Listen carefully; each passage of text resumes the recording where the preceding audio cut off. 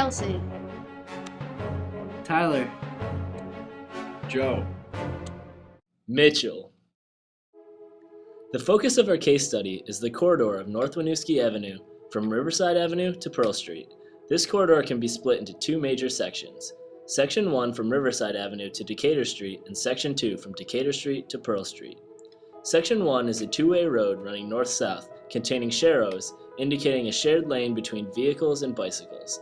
This section is mainly commercial with various businesses and restaurants along each side. Parking is available on both sides of the street and is mainly full during the day. Section 2 is a one-way road running southbound with a bike lane.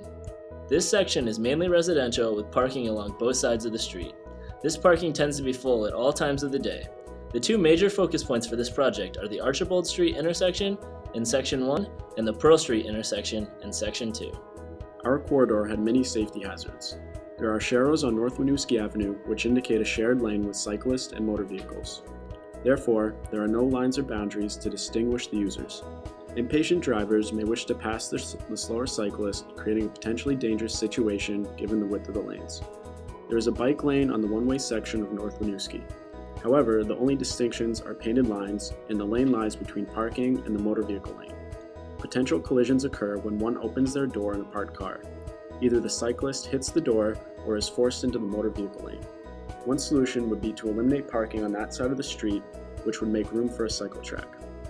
The intersection of North Winooski and Archibald also posed hazards. The stoplight had no all red time, which hardly gave enough time for some cars to clear the intersection.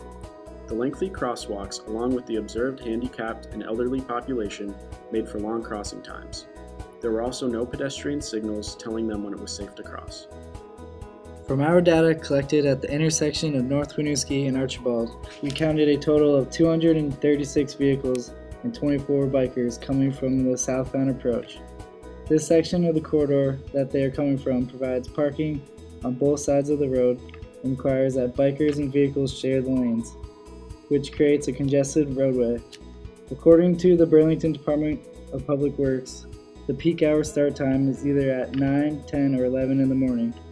Because our data was collected at 8 in the morning, this means that the number of users could be higher, making the roadway more congested.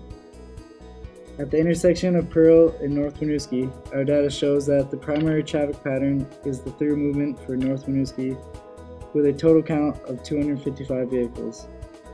The approach turning counts were 54 vehicles turning left and 43 vehicles turning right. Since the main concern for this section is where the right turning lane cuts off the bike lane, maybe a solution would be to remove the right turning lane. Since our data wasn't collected during the peak hour, the number of cars turning right could be greater, making the removal of the right turning lane not a good idea. The specific focus of our corridor is the intersection of Archibald Street and North Winooski Ave. After evaluating this intersection, we realized that some work needed to be done. From the Archibald final report, we chose three options: a pork chop island, which created a median in the intersection to make shorter crosswalks, but was the most expensive option and impeded snow removal. The second option was a perpendicular crosswalk, which pushed back the location of the crosswalks and also cut down on the lengths, but made people go out of their way to cross.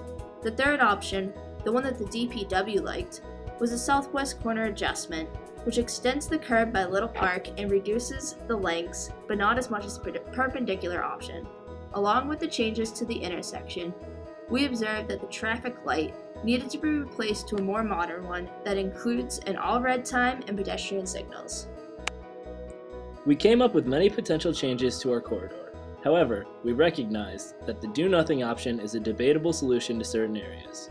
In the end, not everybody will be satisfied with the results, and those who make the final decisions will have to do their best to weigh the needs of the shareholders.